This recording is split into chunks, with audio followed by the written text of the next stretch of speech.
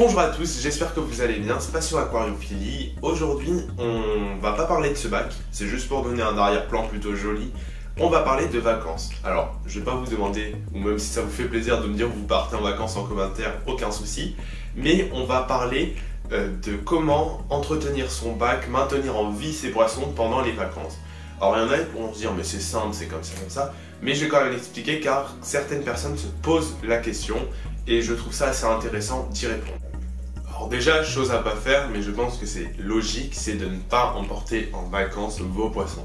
Que ça soit un poisson rouge ou un banc de guppy, ne jamais prendre un petit bocal ou un petit bac et se dire qu'on va l'amener dans sa maison de vacances de façon à le nourrir tous les jours sans qu'on ait à faire venir quelqu'un ou X raison. Mais je vais vous montrer quelque chose d'encore plus simple pour garder ces poissons en vie depuis chez soi. Si vous avez la moindre crainte, il y a beaucoup de solutions miracles. Déjà, pour causer le moins de mortalité possible, il est déconseillé d'ajouter des poissons 2 semaines avant votre départ. Alors 2-3 semaines, ça dépend parce que certains poissons vont peut-être être plus sensibles que d'autres et vont peut-être vous apporter des bactéries ou des maladies comme les points blancs. Et en fait, si on calcule, on va avoir la maladie au bout de 3-4 jours. Le temps du traitement, souvent c'est 1 semaine, et de voir s'il n'y a pas d'autres cas, et en fait ça va vite arriver à 2-3 semaines. Donc c'est pour ça qu'il est déconseillé d'en ajouter de façon à partir sereinement, sans avoir la moindre maladie à traiter ou avoir le moindre souci à se faire sur la potentielle maladie qui pourrait avoir eu lieu dans votre bac. Pour l'aspect nourriture, alors c'est ce que vous vous demandez le plus. Si vous partez 3-4 jours grand max, alors en moyenne 3 jours, vos poissons n'ont vraiment pas besoin de manger. Vous pouvez vraiment les laisser en gêne, il n'y a aucun souci. Souvent, quand on les envoie pour les expédier pour les animaleries, tout ça, ou même quand on les traite, on les fait pas manger pendant 3-4 jours, de façon à ce qu'ils ne polluent pas leur eau. Et en fait, ils ont des réserves, ils vont trouver, alors c'est beaucoup plus simple de les laisser jeûner pendant 3-4 jours avec des vraies plantes que des plantes artificielles, parce que dans des vraies plantes, il y aura du microplancton, de la microfaune qui pourront nourrir vos poissons. Après, pour la nourriture, vous avez aussi des choses simples comme des solutions efficaces qui sont peu coûteuses. Alors, sur le long terme, il est conseillé d'avoir un distributeur automatique de nourriture, mais si vous ne voulez pas investir tout de suite, vous avez des pastilles pour vacances. Donc moi je vous présente cette gamme. C'est une gamme de chez Tetra et en fait c'est des pastilles qui vont couler et les poissons vont venir se nourrir. Le souci de ces pastilles, c'est qu'elles polluent l'eau. Donc vous voyez, moi c'est des pastilles comme ça. Il existe aussi de la gelée, mais en fait elles polluent l'eau et les poissons vont peut-être en manger trop, surtout comme les guppies et faire une indigestion et ils peuvent même en mourir. Et polluer l'eau, c'est pas le top quand vous êtes en vacances car en fait vous allez avoir une montée de nitrate et potentiellement peut-être de nitrite et ça va vous apporter des algues ou de la mortalité.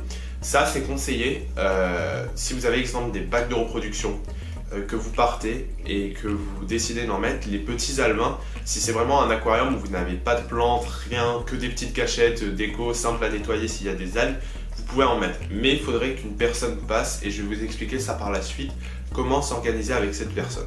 Méthode 2, donc c'est un distributeur automatique de nourriture. Donc ça se présente comme ça. Vous allez programmer une plage horaire. Donc à un moment, le tambour va tourner. Vous allez libérer, ça va libérer de la nourriture. Donc vous aurez préalablement choisi la dose qui va libérer par le petit trou. Et ça, c'est super pratique pour tout ce qui est poisson presque seul. Donc si vous avez un seul combattant, vous pouvez lui mettre ça. Donc ça, en magasin, on va le trouver aux alentours de 30 €, un distributeur comme celui-ci. Et ça c'est pour un seul type de nourriture, ça marche plus avec des flocons, c'est plus pratique et ça descendra mieux quand ça tournera. Et ça permet aussi de ne pas polluer l'eau car vous aurez prédéfini la dose que vous allez donner à manger à vos poissons et comme ça vous n'aurez pas de pollution dans votre bac. Vous avez des distributeurs automatiques de nourriture comme celui-ci. Alors ça c'est plus pour les gros bacs avec plein de poissons différents. Parce que en fait comme vous pouvez le voir vous avez plein de petites cases. Et en fait ça va tourner et selon la plage horaire vous pouvez mettre jusqu'à 4 nourrissages par jour et en fait ça va tourner, ça va faire tomber les petites cases. Donc c'est un avantage ça parce que si vous avez des pastilles de fond à donner ou avec des granulés, des flocons selon vos espèces, vous pouvez tout mettre dans ces petites doses. Jusqu'à là vous pouvez avoir, si je ne me trompe pas, 27 jours sereins. sans compter les jours de gêne. parce que vous ne mettrez rien dans la dose, donc vous pouvez partir facilement 1 mois avec un distributeur comme celui-ci. Le souci, alors je ne dis pas qu'avec 1 mois vous ne pouvez pas partir avec l'autre, c'est juste que l'autre n'est pas adapté pour plusieurs espèces. Le souci de celui-là, c'est son prix. Il coûte environ 90 à une centaine d'euros. C'est pour ça que je vous conseille de l'acheter d'occasion, vous en trouverez facilement. Personnellement, c'est ce que j'ai fait, je l'ai acheté d'occasion. Il marche très bien et je l'ai acheté une trentaine d'euros.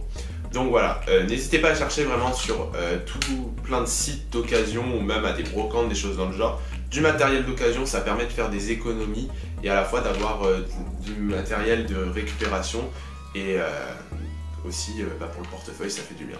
Mais là, à l'heure actuelle, vous vous posez la question, mais les changements d'eau, si je pars 2 semaines, c'est bien beau, vous avez les distributeurs automatiques de nourriture qui conviennent, mais 2-3 semaines. Alors comment on peut faire? 2 solutions que je trouve les plus efficaces. La première, alors c'est aussi un coup, vous mettez une petite cuve d'eau au sol, remplie d'eau osmosée ou du robinet laissé reposer 24 heures selon les espèces que vous avez. Et vous prenez un appareil, alors je sais que la marque AM en fait, et en fait vous avez un capteur dans votre bac avec les poissons, et dès que l'eau descend de ce capteur, et une pompe va se mettre en fonction et va prendre de l'eau de la petite cuve au sol pour remettre dans votre bac. Alors ça c'est un dispositif qui coûte un peu son prix quand même, faut le dire, mais qui marche très bien si vous n'avez personne qui peut passer chez vous. Si vous avez quelqu'un qui peut passer chez vous, qui soit très fort en aquarophilie, ça lui gêne pas de faire des changements d'eau, tout ça, vous pouvez faire ça.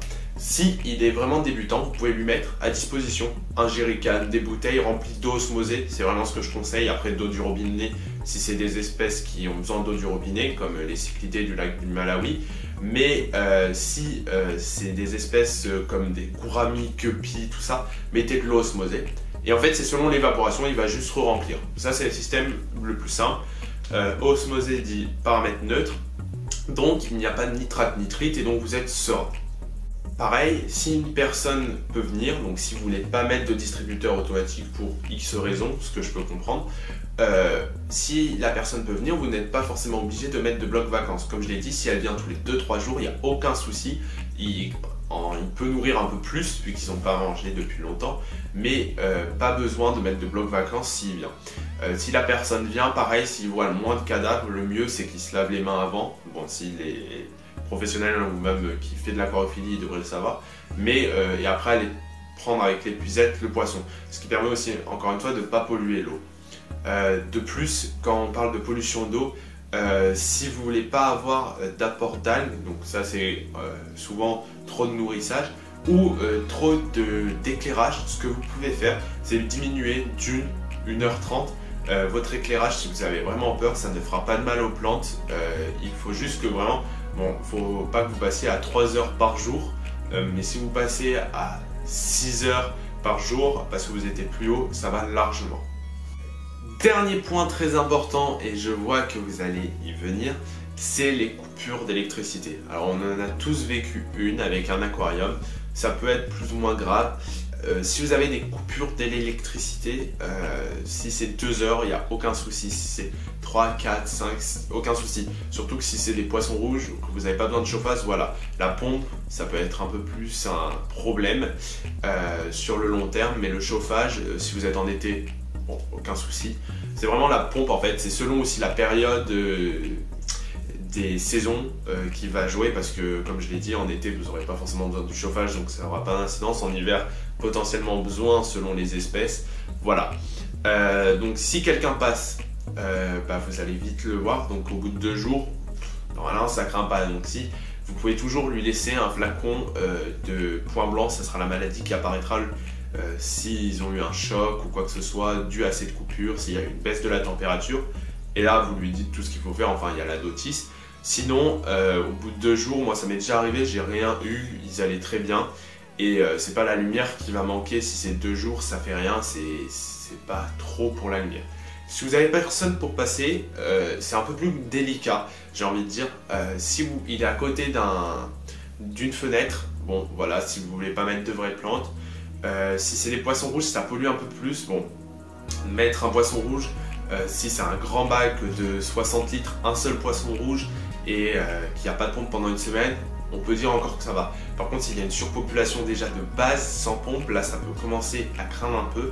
Donc il y a des techniques pour voir si vous avez eu une coupure, ce qui pourra par la suite engendrer des solutions à vos problèmes si vous voyez qu'un poisson n'est pas très bien, tout ça.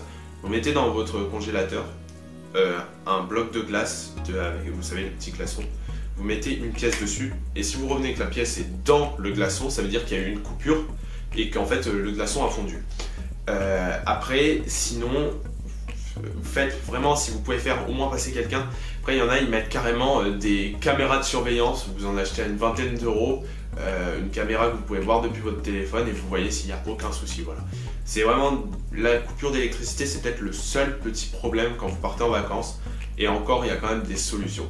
Voilà. Mais je conseille vraiment d'automatiser au maximum avec un programmateur pour la lumière, un distributeur automatique de nourriture pour partir en vacances. C'est un coût sur le moment, mais vous allez vite l'amortir si vous partez fréquemment. Voilà, après je comprends que mettre un distributeur automatique c'est pas nécessaire pour exemple des poissons rouges et des combattants. C'est vrai que vraiment si vous n'avez pas de vraie plante, s'il y a une personne qui passe, vous pouvez mettre un bloc vacances, mais c'est toujours mieux d'essayer de polluer au moins l'eau. Voilà, merci d'avoir regardé cette vidéo, j'espère qu'elle vous aura plu. Si vous avez moins de questions, posez-les-moi. Je vais faire prochainement une vidéo avec toutes les questions que vous m'avez posées, que ce soit sur TikTok, Instagram, sur Facebook, sur mon site ou même en commentaire YouTube, et j'y répondrai devant vous, même si j'ai déjà répondu à la personne en commentaire, mais voilà.